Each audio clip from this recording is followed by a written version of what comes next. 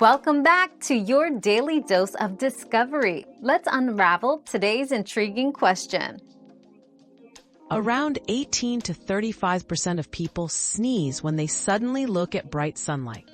This is called the photic sneeze reflex, caused by bright light overstimulating the optic nerve and accidentally triggering the sneeze center in the brain. It's a harmless, genetic reflex that can surprise you when stepping outside on a sunny day. Another mystery solved, but many more await. Keep up with our daily discoveries by subscribing and turning on notifications.